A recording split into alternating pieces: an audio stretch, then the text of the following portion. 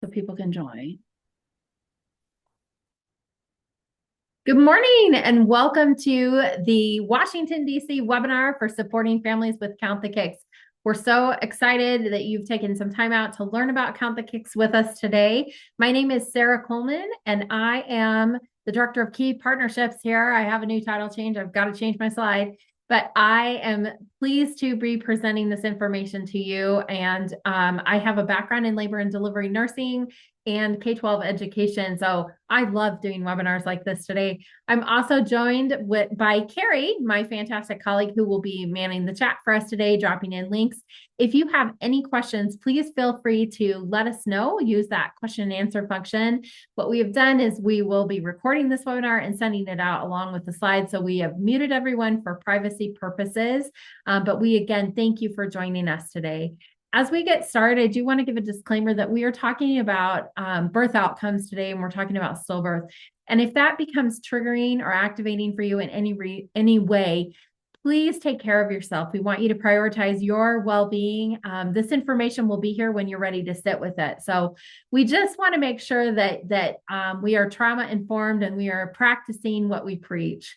We also want to give a big shout out to the District of Columbia Perinatal Quality Collaborative, who has been our partner on this ride for 2 years now. We are so thankful for their investment and the work that they do with us to promote this education. So as we get started today, I want to share a video with you. This is a story from one of our founders. This highlights why we do the work that we do and what parents need to know, parents and families need to know about Count the Kicks. So let's listen to Tiffin.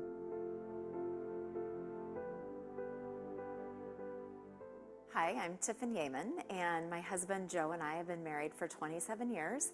We have 3 daughters, Isabella, our middle is Madeline, and our youngest is Zoe. Madeline was our second daughter, and she was stillborn full term at 37 weeks.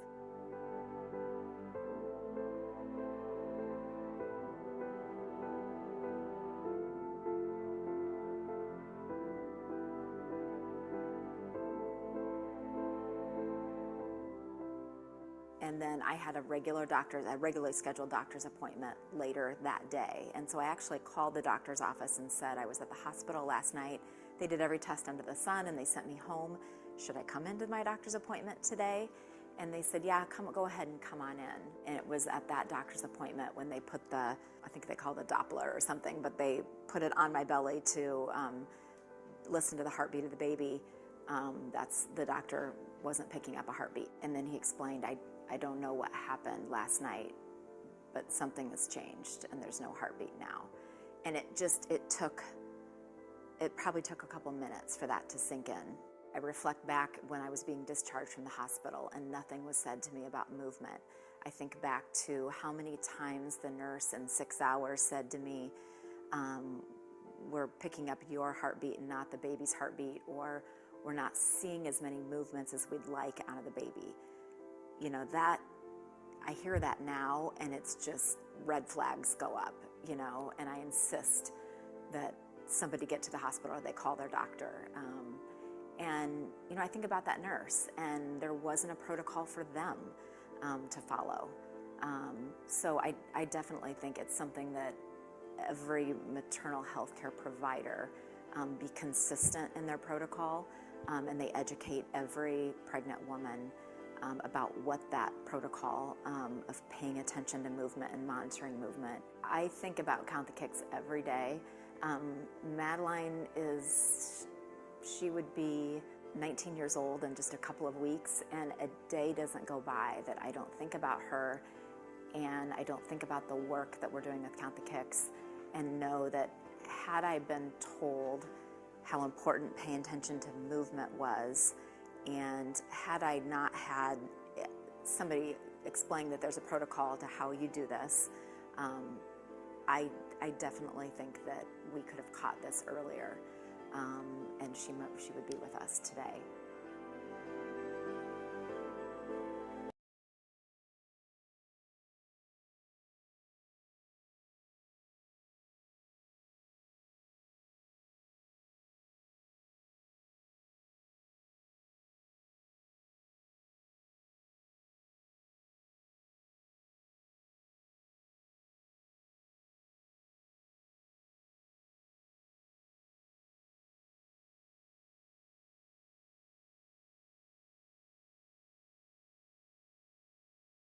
Oh, let me get there. Can you hear me now? Okay. Yes, there we go. Yes. Okay, now you can hear me. All right, so Count the Kicks is a highly effective evidence-based stillbirth prevention program. This is known as an early warning system for moms. We've saved lives in 38 states and 8 countries so far. So Tiffin talked a little bit about why this is so important to her. We believe that this is a key campaign for expectant families. And this is very turnkey. So as people are using this in the work that they do, this is ready to go. And so we'll talk a little bit about the materials that support this campaign. But let's first define what stillbirth is. So, stillbirth is the loss of a baby at 20 weeks or greater. Globally, around 2 million stillbirths happen each year. And in the United States, more than 20,000 stillbirths occur annually across the United States for all populations. So, there are definitely disparities as we look at population level data. What we know is that in the United States, 1 in 185 US births will be impacted by stillbirth. Now, as we look at other population breakdowns, one thing that we notice is that Pacific Islander, Native Hawaiian, and Black populations, this is showing up more in those pregnancies and births. We just need to be aware of it. That is not to scare anyone or say that this is inevitable, but it definitely gives us kind of those goalposts for us to look forward to. Where are we going to make our mark? Where do we need to do the work? How do we engage the community? At Count the Kicks, it's really important to us to listen to the communities that we work alongside. It's really important for us to hear what their cultural practices and traditions say for them around stillbirth, around these maternal outcomes, and who can stand in the gaps. So when we think about granny midwives and we think about, again, some of those traditional or cultural providers, we want to definitely hear from them at how this campaign can be used in order to support those births. Count the Kicks is based on something called the Norway study. And basically, we'll break this down for you very easily. Parents in Norway, there was a cohort in a research group where they were instructed to pay attention to movement every single day. They wrote down information about how long it took their baby to get 10 kicks. They also rated strength of movement. And they were told to track this during the third trimester. And they were also instructed, hey, look at what your average is after you have that pattern. Once you have that pattern, we want you to then communicate with a provider if you notice a change in that pattern. So if every day you're counting and it's around 14 minutes to get to 10 movements, and suddenly you're at 45 minutes, an hour goes by, we want you to come in right away and be seen. We do not want you to delay for care. The outcome of that study was a reduction of 30% in the stillbirth rate across that cohort, which is pretty significant. So our founders that you were introduced to with Tiffin in the beginning saw this information and decided, you know what, we're going to do that in Iowa. So the campaign became available in Iowa in the mid 2010s. What you see is that trend line that starts to go down as education happens. We are seeing that trend line in Iowa. We saw a 30% reduction in our stillbirth rate. Things like the pandemic happen, those can drive up the stillbirth rate. A syphilis epidemic can drive up the stillbirth rate. But overall, what we have seen is a continued reduction in the stillbirth rate in Iowa. And that is the success that we are hoping to bring into other states, including the District of Columbia. So research, again, sticking with that research lane, research supports that parents should be taught about fetal movement monitoring. They should absolutely know what's happening and pay attention to those movements and report that abnormal activity to health professionals. This is totally in line with what happens with ACOG and AWHONN, the professional organizations that support physicians and nurses. We're also supported by AMCHIP. So those of you who are working in public health, you're working in clinics in the community, we are working with those same organizations and we are recognized as a best practice. We have evidence, I told you, the stillbirth rate in Iowa went down 30%. We have a lot of evidence that's published that this campaign works and this campaign saves lives. 84% of our app users that participate in an optional survey at the end of their pregnancy have reported to us that stillbirth, as they are tracking fetal movements, that they felt increased bonding with their baby. This is really important. As we talk a lot about maternal mental health in this day and age, it's really important to keep your eye on that. 77% of our app users reported that they felt less anxious as they used our app. This is, again, really, really important. And we'd like to make sure that we share one of our success stories with you. This is baby Mabel. She is the cutest. And her mom reported, excuse me, that she was having a pretty normal, regular pregnancy. And then one day she noticed that the movements that she was tracking were definitely not fitting in with the pattern. And again, this is a pregnancy that there were no issues happening in it. Excuse me, got a frog in my throat.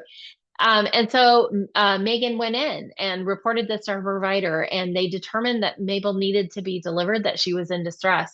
So Mabel is here today because Megan was able to take action based on her own data, based on a conversation she had with a provider where she could share, hey, look, this is out of the ordinary. My intuition is telling me something's going on. So as we work alongside these professional organizations, we're really focused on making sure that we get evidence-based information and that we are working to eliminate inconsistencies in how people are treated when they report changes in fetal movement. So as they're presenting to OB triage, we want to make sure everybody gets seen in the same way. We want to make sure that we are eliminating bias in that system. And we want clinicians to have structured guidance in how to respond to those concerns. So how do we do this campaign? How do we set this up? And how can you as a provider support families with Count the Kicks? We want you to introduce this program early on so people know it's coming, because in the third trimester, we want people to start counting. We want them to count everything that is a movement except for hiccups. Hiccups are an involuntary movement, but if they're feeling, we are Count the Kicks, but we want them to count more than kicks. We want them to count swishes, the rolls, the jabs, the punches. We want all of that to be counted. And we want people to understand what's normal for them. So starting in that third trimester, 28 weeks, if they are high risk, we just back them up. If they're pregnant with multiples, back them up to 26 weeks to begin. So that is how we're going to get started. And this is how we count the kicks. So we're going to monitor for movements. We're going to pick a method that works best for that expectant parent. We have a wonderful app that we're going to show you in the very next slide. Completely free. It's available in over 25 languages. It really is a fantastic tool. If someone does not want to use technology or cannot use technology, we also offer paper kick counting charts that are completely free and in a ton of languages. We'll share more about those. And we offer fetal movement monitoring bands. And these bands, I've got one here on my desk. We'll talk a little bit more about those as well. But the ultimate goal is to pick a method that works the best for that expectant parent. They're going to count every single day. So they need to pick a time where they can focus in on baby.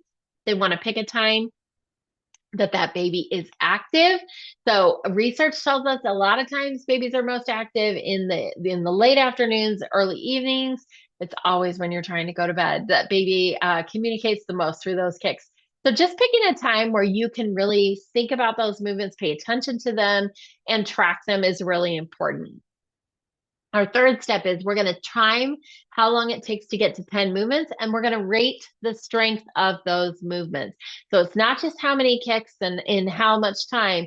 We also want to pay attention to how those movements feel, the strength of them. If every day those movements are super strong, you can feel them no matter what you're doing. And then one day it's like, did my baby move? Did my baby move? That is an indication that you probably will need to get with your provider right away to share that information and go through some tests just to determine if baby is okay. So again, a change in the strength of movement is also something to be educated about.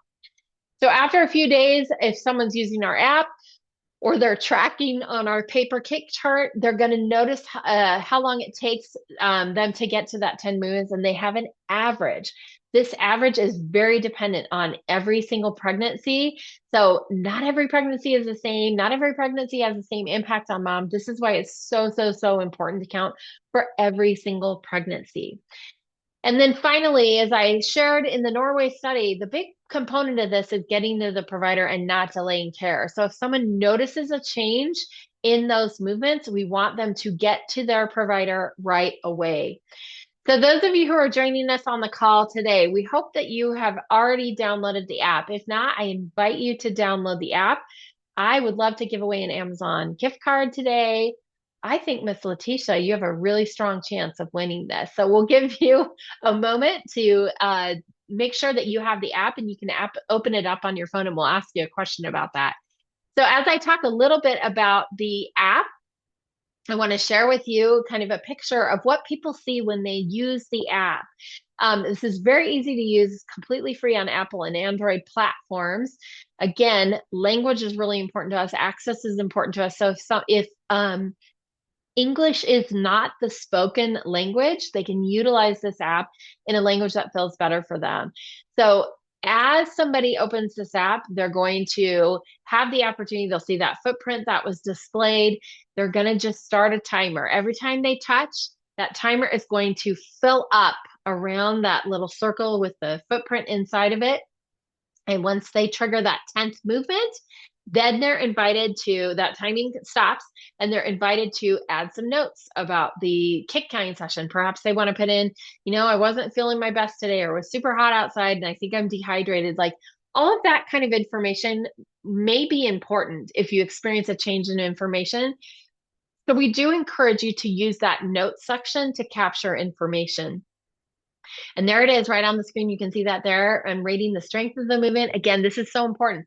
And what happens after you enter this information every single day, it's added to a graphical representation on our app. So registered users are able to use this across platforms, and then they're able to see their data. They're able to see, oh, look, I'm within my normal limits. Normally, as you can see here, it's displaying like that strength of movement. Every day it's pretty, I'm a 4 kicks, kind of strength of movement. Excuse me, got this frog. So we really want to pay attention to baby using this method with the app, because you have so much information at your fingertips, and you can share that with your provider. So if you notice a change and you go in and you say, hey, look, here's my app. I've been paying attention to my baby's movement. You can share that with your provider and show them, look, this is my normal every single day. This is why I'm concerned. All right, so those of you who have that app pulled up, here's a question. Let's see if you can figure out the answer to this. How many babies can you count for in the Count the Kicks app? All right, if you want to throw your answer in the chat, Carrie will watch for that, and the person who gets the correct answer has an opportunity to walk away with an Amazon gift card. So congratulations. I'm going to keep going and talk about Ask Anna. Ask Anna is our virtual assistant on the Count the Kicks app. Ask Anna is available also in other languages. So really great opportunity to get information. And where are we pulling that information? Not from Dr. Google, not from Nurse TikTok. This is coming from a curated set of research papers. So again, we always want to lead with the data. We want to lead with evidence. So we want you to get information that is evidence-based about this fetal movement monitoring program. A lot of people will ask questions around like hiccups. Why don't we count hiccups for movement? Or what time is the best time of day to count for those movements? That's the kind of question you can ask Anna. She will not provide medical advice, so just a really important distinction there, but she can help answer questions that people have. Congratulations to Letitia. Carrie's going to throw my email in the chat. You are correct. You can count for 2 babies with the Count the Kicks app. So thanks for playing that game with us, Letitia. All right, so let's talk through a couple different ways that we can support families and we can elevate their voices and champion their baby's health by using the Count the Kicks program. So no one is going to know this baby better than that mama. It's really important to trust instinct. And so feeling encouraged and having that data to back up that conversation and saying, this is not what's best for my baby. Waiting to address fetal movements We want to make sure that we elevate this as a strong component of Count the Kicks program. This program saves lives. We have hundreds of stories, just like Mabel's. We have Mama Saves as well. Monitoring movement is the key to the detecting those early warning signs for both mom and baby that there may be a problem with the pregnancy. And by using this app, you have this knowledge base to lean into where you can say, hey, this is what I experience every day. So this is out of the ordinary. This is why my baby and I need some help. And that builds confidence. Like having that data right in front of you and knowing your baby's movement patterns, guess what else it does? It alleviates anxiety. When you know what to expect, when you are leaning into that and you know you're going to do this routine, that can alleviate anxiety. So do not hesitate, do not delay. If you are concerned about movement, we really want to make sure folks know and are educated that they should get into the space with their provider to walk through these concerns and be evaluated. It's okay to ask what the next steps are. It's okay to say, what are we going to do because I have a concern? Ask those questions of your provider. You have the right to that information. Count the Kicks is part of a large community. Every day you can see how many people are using this app, so you're not alone. This is a part of a community of people who are paying attention to their babies' movements. And just spending a couple of minutes every day, think of that as a mindfulness activity. Think of that as an opportunity to really get to know your baby. And again, mama is the one who knows baby the best. So, we have a couple different resources that we want to talk about. And specifically, Carrie, I'd love for you to drop in a chat. I know that we have doula here on the call. We want to make sure we get that digital doula guide in front of you today so that you have an opportunity to see specifically how we can work with doulas with the Count the Kicks program. So our materials are available in Washington, D.C. in several different languages. We added on Amharic very recently. That is going to be published. So people can order Amharic materials. We also have a variety of materials. So we have posters, brochures, app cards in several different languages. I think we're up to 5 languages for DC. So you can order all of this completely free thanks to the DCPQC's partnership with us. There's no shipping. You can order what you need for your clients, and we encourage you to try out the materials. The poster that you see right here on the screen right now, that is a traditional poster. And then we also have our at a glance materials. Here's a picture of what those look like. So they are very picture-based. They are very clear in the steps, and you can follow along in a graphical representation, whereas the traditional materials have a little bit more language and explanation to them. They're both great. Have all of those opportunities available for your clients. So let's talk about the movement monitoring bands. And I showed you the one that I have here at home for our webinar. And hopefully you can see on that postcard, what's a little difficult is that this is numbered 1 through 10. My camera like backs out on it. So this is numbered 1 through 10. And then this black slider band will move around the band. So how you use this is when it's time to count and you're wearing this bracelet, you're going to line that slider up to the number 1. And every time you feel baby move, you're just going to move that slider down to the next number. So it's number 1 through 10. So once you get to 10 movements, that's how long it took your baby to get to 10 movements. So make sure you always have a stopwatch or a clock nearby so you can pay attention. You know how long that took. You can enter that right into the app, or you can put it on those paper downloadable kick charts, however way you want to track this. But these are great opportunities. They can serve as a reminder for folks to count. We hear a lot about sustainability with these after pregnancy. People use them for breastfeeding. They change, which wrist it's on to remind them which wrist or which side to start breastfeeding on. You can also track water consumption with this. How many times did you drink 8 ounces? Well, your band can tell you that. So definitely this can be used as a postpartum tool as well. Here's a picture of what those downloadable paper kick counting charts look like, and Carrie threw a link in the chat for you a little bit earlier. Again, these are available in many different languages. We have recently added Amharic. I know that this is a big language for DC, and so we want to make sure that you know that this is coming. You will have the opportunity to have that to serve clients who speak that language. We also have our How to Kick Count digital resource. So for those of you who are communicating with clients and would love an opportunity to share this information through email or text, or maybe you want to embed it in a newsletter and share it with folks through a newsletter, we have this digital resource, and all those 5 steps that I talked about just a little while ago in the webinar, those are printed out for you. And then there's a QR code for our app. So this is a great piece of information that you can use. And for those people who want an additional digital resource to those paper resources, this can work for that. So I mentioned that doula guide. This is for those of you who are on the call that are doulas. We are currently undergoing a revision for this and a Spanish translation, but the information is awesome in here. One of the things I am particularly pleased that we included was a role play conversation guide. So in the scope of work that doulas do, community health workers do, you can also use this if you're a home visitor or community health worker.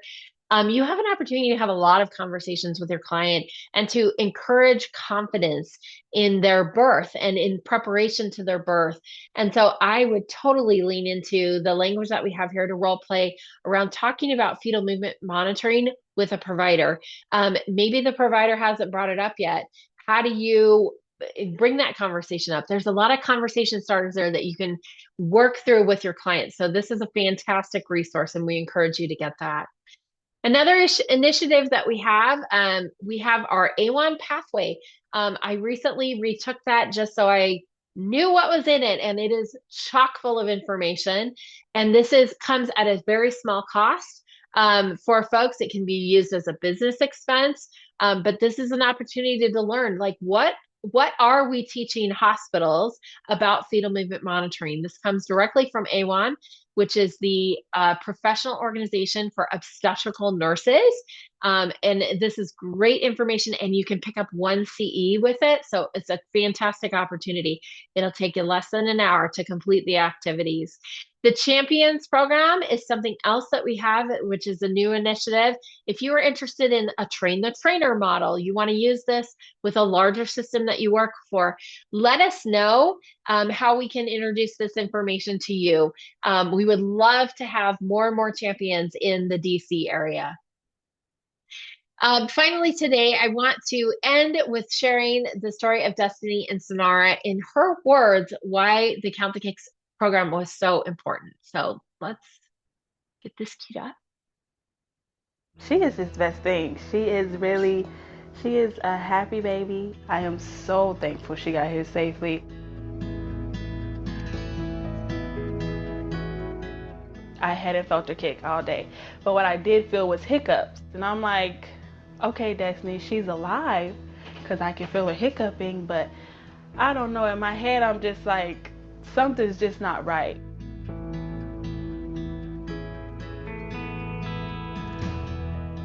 It gave me a guide for something that I could do this time.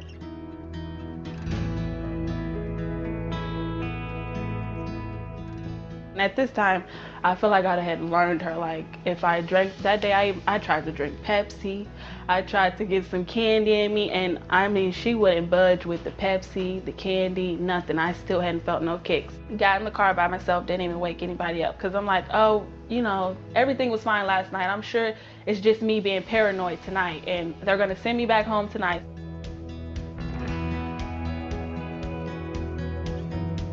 The next thing I knew, I was in the operating room, and she was out within about 30 minutes, and she made the cutest little cry. I'm so glad I counted my baby kicks, because if I didn't, they were telling me that I probably would have lost her, just like my first child, if I didn't go in.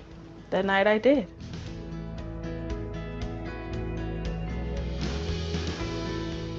Count the Kicks I mean, it helped. It really did. It saved my baby's life. It really did.